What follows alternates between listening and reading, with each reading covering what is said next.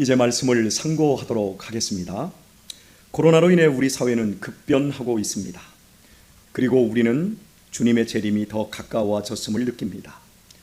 오늘의 본문은 예루살렘의 성전이 무너지는 것과 함께 마지막 때를 동시에 보여주는 주님의 말씀입니다.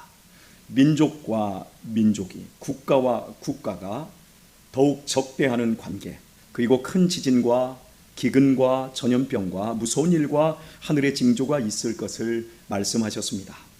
이 중에 기근 문제를 사회학적으로 접근하고자 합니다. 인류의 역사는 식량을 얻기 위한 투쟁의 연속이었습니다. 식량을 얻기 위해 인접 국가를 침략하고 전쟁을 일으켰습니다. 임진왜란 역시 일본이 노린 것은 쌀이었습니다. 프랑스 혁명도 빵을 요구하는 목소리에서 시작되었고, 러시아 혁명도 배고픈 민중을 이용한 정치 변혁이었습니다. 지금 우리나라는 급작스런 경제 성장으로 단군 일에 처음 맞는 풍요로움을 구가하고 있습니다. 냉장고에는 먹을 게 쟁여 있고 마트에는 산처럼 쌓여 있습니다. 이러다 보니 음식을 하찮게 봅니다. 불과 40년 전만 해도 굶주리던 이 나라 백성들이 음식 아까운 줄 모르고 마구 버리는 무례한들로 바뀐 것이 놀라울 뿐입니다. 음식의 소중함도 그 고마움도 젊은 세대들은 알지 못합니다. 여러분은 우리나라의 식량 자급률이 얼마나 되는 줄 아십니까? 우리 목사님들 어떠십니까? 3%밖에 되지 않습니다. 세계 최저입니다. 그나마 쌀이 제일 높은 28%를 제외하고 콩, 밀가루, 옥수수, 식용유 등 거의 전부를 수입해서 먹고 있습니다. 우리와 함께하는 OECD 국가들인 영국, 프랑스, 독일, 네덜란드 같은 나라들은 식량 자급률이 80% 이상입니다. 3%밖에 되지 않는 우리는 만약에 수입을 하지 못한다면 무슨 일이 벌어질까요? 곧바로 굶게 됩니다. 미국은 남아도는 잉여 식량을 가지고 세계 최대의 식량 수출국으로 세계 곡물 시장을 장악하고 있습니다. 하나님은 인간에게 공기와 물은 공짜로 사용하게 했고 식량은 땀만 흘리면 먹을 수 있게 해 주셨습니다. 왜냐하면 이것들은 인간의 생명을 유지하는 데 잠시도 없어서는 안 되는 필수품이기 때문입니다. 그런데 인간은 하나님이 준 이들 생명 물질들을 돌이킬 수 없을 정도로 훼손시켜 왔습니다. 공기 오염으로 산소를 통에 넣어 판매하는 나라가 늘고 있고 온실가스 배출로 지구온난화를 자초하고 있습니다. 지상에서 흐르는 물을 퍼먹지 못하고 페트병에 든 정수를 사 먹기 시작한 것은 벌써 오래전 일입니다. 농경지의 급속한 사막화로 인해 육지의 반이 물이 없어 사람이 살 수 없는 땅으로 황폐화되고 있습니다. 우리가 느끼기에도 해마다 여름은 더위와 물난리로 공포스러워지며 지구온난화의 폐해를 온몸으로 느끼고 있습니다. 공기도 공짜, 물도 공짜이지만 식량만은 하나님께서 인간에게 수고하며 고통을 감내해야 얻을 수 있게 하셨습니다. 그러나 인류의 역사는 식량을 얻기 위한 수고와 노력을 넘어 탐욕으로 인한 전쟁과 노략질의 연속이었습니다. 이러한 인간의 숙명적인 굴레를 걸쳐 우리는 21세기에 와 있고 풍요의 극치로 부풀어 오른 비만족과 지독한 배고픔으로 뼈만 남아 죽어가는 사람들이 공존하는 양극화된 세계 속에서 인류는 사활을 건 식량 쟁탈전에 돌입하고 있습니다. 현재 전체 인류에게 식량이 턱없이 모자라고 있지만 우리나라는 지난 30-40년 동안 그것을 실감하지 못했습니다. 버려지는 음식만으로도 북한의 굶주림을 해결할 만큼 우리는 먹거리를 가지고 분탕질을 해왔습니다. 그러나 조금 똑똑한 사람들은 이제 느낄 수 있습니다. 지난 8월 2일 국가에서 비축한 쌀을 모두 풀었습니다. 대한민국은 더 이상 쌀이 남아 돌지 않습니다. 몇 년 전까지만 해도 제발 쌀 좀 먹으라고 광고하던 시대는 지나갔습니다. 벌써 재작년부터 쌀이 부족해지고 있고 정부는 올해 작황에 따라 비축분의 여유가 생길지 말지 고민 중에 있습니다. 북한은 더욱 심각하여 군인들이 사용한 군량미까지 일반에 보급하기 시작했다고 같은 날 뉴스에 실렸습니다. 왜 그럴까요? 두 가지 이유입니다. 첫 번째는 농경지가 줄고 있고 그나마 있는 농경지는 매년 흉작을 거듭하고 있습니다. 지구온난화로 인한 가뭄과 대형 홍수는 일상이 되면서 흉작을 넘어 급속한 사막화에 속력이 붙고 있습니다. 뿐만 아니라 해마다 거듭되는 산불로 인해 매년 서울시의 몇 배가, 한반도의 면적이 불탔다는 뉴스를 접합니다. 지금도 지난 7월 14일에 미국 서부에서 난 불 딕시가 한 달째 계속되고 있습니다. 중국은 몇 년째 홍수로 수많은 피해를 보고 있습니다. 올해는 윤난성에 이어진 폭우로 400명이 죽었고 1,500만 명의 이재민이 발생했는데 한반도 면적의 2배가 넘는 지역의 농경지가 물에 잠겼다고 합니다. 일본 규슈 지방은 한 달 동안 비가 이어졌고 지난 16일에는 3일 동안 관측 사상 최고치인 1,024밀리가 내렸습니다. 경기도와 강원도만한 농경지 전체가 물에 잠겨버린 겁니다. 올해 독일의 폭우는 유럽 역사상 최악이었습니다. 테니스공만한 우박이 며칠 동안 내리고 그것이 결국 홍수 사태를 불러오기까지 했습니다. 반면에 그리스와 터키의 폭염은 50도에 육박한 가운데 산불이 이어져 엄청난 피해를 입었습니다. 작년 동아프리카에서 시작된 메뚜기 떼는 인도를 넘어 중국까지 큰 피해를 입혔습니다. 인도양의 기온 상승과 사이클론 발생, 이례적인 폭우까지 더해지고 하루에 3만 5천 명분의 식량을 해치우는 메뚜기 떼들로 대규모 식량 위기를 부채질하고 있습니다. 식량 확보가 점점 어려워지고 있습니다. 제가 말씀드리고 있는 내용을 여러분이 조금 더 자세히 알아보기를 원하시면 아래의 책을 살펴보시기 바랍니다. 오늘 전하는 정보는 이 세 권의 책에서 발췌한 것이고 나머지는 뉴스를 또 인터넷을 검색한 것입니다. 아래에 있는 세 권의 책은 신앙서적이 아니라 일반 사회과학서적입니다. 경제학자, 농학연구원, 사회학 박사들의 연구 보고 자료입니다.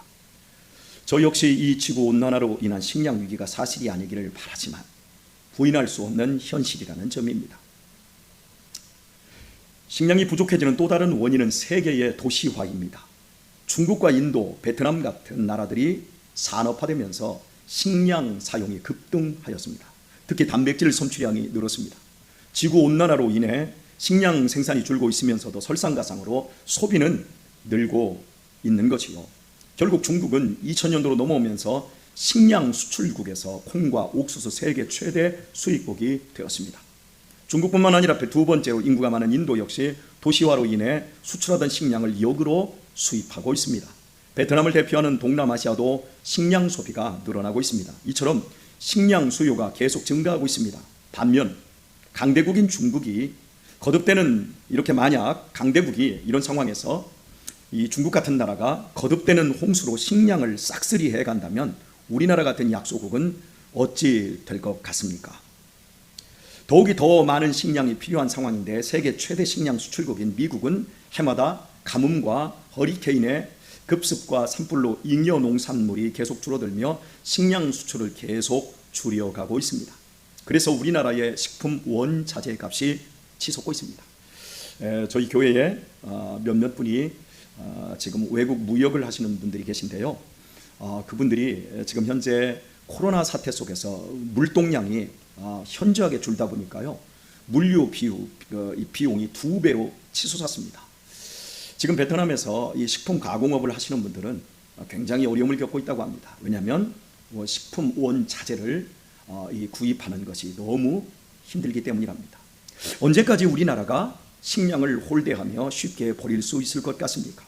우리나라 쌀값 오른 것 한번 생각해 보십시오. 국민 식품으로 16년째 그대로였던 라면은 11.3% 이상 올렸습니다. 원자재인 밀가루와 팜유 가격의 상승 때문에 어쩔 수 없다는 라면 회사의 오너들의 말은 거짓이 아닙니다. 전 세계적으로 식량이 부족해지고 있습니다. 빵, 과자도 오르고 있고 유지 제품도 다 오르고 있습니다. 그렇다면 우리나라도 식량 자급률을 높이면 되지 않을까요? 반드시 그리해야 할 것입니다. 또 그리하고 있습니다. 농업인들을 위한 지원책이 놀랍도록 많아졌습니다. 저희 교회가 안성시에 수양관을 준비하고요. 600평의 농지를 함께 준비를 했습니다. 그래서 이제 우리 교회 장로님 한 분이 농업인으로 등록을 했는데요. 혜택이 정말 많습니다. 가뭄 들면 가뭄 지원금 나오고요. 홍수 나면 홍수 지원금 나오고요. 비료나 또 거름 이런 부분들을 굉장히 저렴하게 공급하고 있는 것을 볼 수 있습니다. 그러나 중요한 사실은 농업 강국은 하루아침에 되어지지 않는다는 데 있습니다. 식량 자급률이 안정권에 들어가려면 최소 20년 이상은 걸리는데 그 사이에 또 무슨 변수가 생길지 모릅니다. 또한 이 종자 씨에 대한 로열티를 줘야 하기에 우리나라는 농사를 많이 지을수록 엄청 불리한 실정이라는, 그래서 농업을 장려하는 것도 어려운 상태에 있다고 합니다. 요한계시록 6장 6절에는 종말의 때 인류가 겪는 첫 번 고통을 식량 부족으로 예언해 놓고 있습니다. 한 데나리온의 밀 한 대요, 한 데나리온의 보리 석 대로다. 타키투스의 로마사에 보면 당시 로마 시대의 노동자 하루 품삯으로 받는 밀은 한 데나리온의 2마리입니다. 그런데 마지막 때가 되면 20분의 1밖에 안 되는 한 대입니다. 식량 부족으로 인해 식량값이 치솟는다는 겁니다. 엄청난 인플레이션이 현상이 벌어진다는 거겠죠. 자동차는 없으면 안 타면 됩니다. 핸드폰도 없으면 안 쓰면 됩니다. 그러나 식량은 없으면 곧바로 굶습니다. 그리고 지옥이 됩니다. 사나워집니다, 사람들이. 식량은 이렇게 생존과 직결되기에 인류는 식량 확보를 위해 전쟁까지 불사해왔고 앞으로도 그럴 것입니다. 선진국들의 비양심적인 식량 유통 구조 덕분에 우리는 지난 30여 년 동안 호의호식하며 살았습니다. 그 결과 2012년 10억 명 중 10억 명의 과체중 인구가 기아에 허덕이며 2초에 한 명씩 굶어 죽어가는 8억 명을 앞질렀습니다. 선진국들의 비양심과 욕망이 빚어낸 불균형이 이제 식량 위기로 종말을 구할 때가 오고 있는 것입니다. 과다하게 욕심부리며 나누어 먹지 못한 그 책임을 이제 온 지구적으로 느끼는 종말의 시간이 도래하고 있는 것입니다. 미국과 캐나다, 호주 같은 몇몇 식량 수출국들이 자국에서 먹을 것도 부족해지면 식량 수출을 중단할 것은 분명하고요. 그러면 식량 확보를 못하는 중국, 러시아, 인도 같은 나라가 가만히 굶어 죽을까요? 군사력은 더 강한데요. 전쟁이 일어나겠지요. 카길, 컨티넨탈, 드레피스, 붕괴, 앙드레 세계 5대 메이저 곡물 회사들이 이스라엘의 소유입니다. 동방에서 오는 2만만의 군대와 아마겟돈에서 이스라엘이 싸운다는 계시록에 예언된 인류 최후의 전쟁이 식량 때문에 일어날 가능성이 농후하지 않을까요? 인간은 보고 싶은 것만 봅니다. 오늘 같은 말씀을 들으면 매우 불편함을 느낍니다. 인류는 현재 중심되는 진리를 잃고 방황하고 있습니다. 하나님의 말씀을 버리고 자기 소견에 좋은 대로 삽니다. 그래서 오늘날 우리의 삶의 터전은 욕망의 분출구가 되었습니다. 지난 8월 4일 뉴스위크에는 델타, 람다보다 강력한 심판의 날 변이가 온다는 기사가 떴습니다. 과학자들은 기존의 변종 바이러스보다 더 강력한 바이러스가 곧 도래할 수 있다고 경고하며 지금 어디에선가 백신을 무력화시키고 수많은 목숨을 앗아갈 심판의 날 돌연변이가 만들어지고 있을 수 있다고 한 것입니다. 이것이 사실이냐 거짓이냐를 논하기 전에 생각할 점은 이것입니다. 종교계가 아닌 가장 논리적이고 과학적이고 비정치적인 입장에 있는 언론이 심판의 날을 말하기 시작했다는 점입니다. 물론 언론은 정치적입니다. 그러나 심판의 날 같은 말을 함부로 쓰지 않습니다. 혹시 여러분은 돔스데이 시계에 대해 들어보셨습니까? 돔스데이는 지구 종말의 시계입니다. 1947년 핵 물리학자들에 의해 창안된 돔스데이 시계는 인류 종말을 자정으로 가정하고 자정까지 남은 시간을 알려주는 시계인데 작년 초 지구 종말까지 겨우 100초를 남겨둔 상황으로 조정되었습니다. 제가 고등학교 3학년 무렵이었던 80년대 말 무렵 11시 45분이었던 것으로 제가 기억을 합니다. 그리고 재작년까지 이제 5분 남았다 그랬습니다. 그런데 이제 100초를 남겨두고 있습니다. 핵 전쟁의 위협과 기후 변화가 시계침을 움직이는 주요 사안인데 폭우, 폭설, 폭염, 대형 산불 등 자연재해 소식을 접하면서 이제 지구에 문제가 생겨도 단단히 생겼음을 짐작하고 있습니다. 지구의 운명은 과연 어찌 될까요? 오늘의 말씀을 맺겠습니다. 주 안에서 사랑하는 동역자 여러분, 우리 이제 어떻게 해야 할까요? 우리는 말씀을 믿습니다. 그리고 세상은 하나님의 말씀대로 되어지고 있습니다.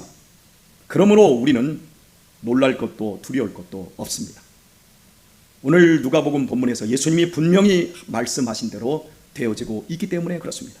다만 긴박감을 가지고 세상을 구원하는 그리스도의 십자가 이 생명의 복음을 더욱 명확하게 밝혀야 할 것입니다.